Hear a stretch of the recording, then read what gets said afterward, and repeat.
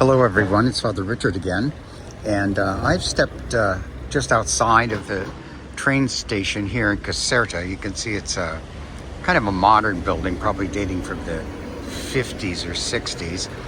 Not something that would be terribly impressive at all, but very functional, and it's rather large, very, very busy, and I'm going to show you one of the reasons it's very busy. I think I told you before that I have a double reason for coming here. One would be to see what I'm just about to show you, but the main reason is to visit the church in which my parents were married back in 1945 and try to secure a marriage certificate, a copy of it. I've never seen it, and I've never been to this town. But this town has been famous for several hundred years, and I'll explain to you just why, and then show you just a little bit, and there'll be more video on this in the coming day or two. So here I am at the station. I just walked outside. As I said, there are people waiting, and it's a busy street. Cars are coming, and buses go through here, and there's a taxi stand. But if I just turn around 180 degrees, you're going to see just through those trees over there the Regia di Caserta. The Regia di Caserta is the royal palace, or was the royal summer palace of the Bourbon ruling family of the Kingdom of the Two Sicilies, which was literally all of southern Italy plus Sicily, back mainly in the 17 and 1800s.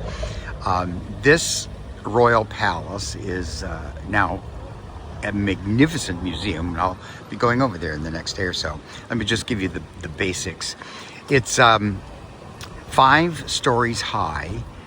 It has 1,200 rooms in it, so it could probably house the entire town of Caserta.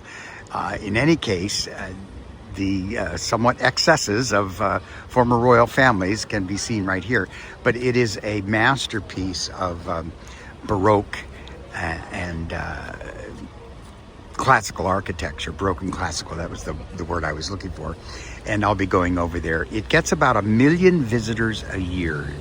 1 million visitors a year. It is one of the most famous palaces that one can go through in all of Europe, and it's in a rather unusual spot. It's not in a big city.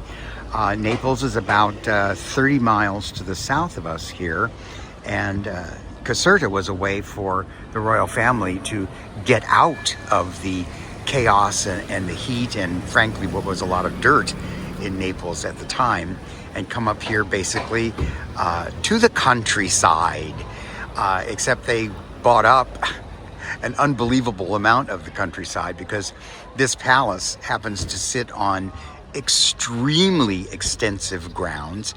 And they even built a private road of about 15 kilometers. I think it's about a 12-mile road, which accesses the property privately for the royal family. That's all in the past, but it's all still there. It's all quite visible. So there are formal gardens, there's fountains, there's a very, very, very large reflecting pond, and I'll try to get to some of that a little bit later on. So it'll be a bit touristy. I don't think you'll mind. I think we all like history and touristing things. Sometimes that's what you do, especially when you're in a wonderful place like Italy. So I'm going to just make this one brief. Just wanted to let you know where I was, and I'm making my way around for the day. I've got to check a couple of things in terms of timing and offices and getting into my little B&B, and then I will be out and about.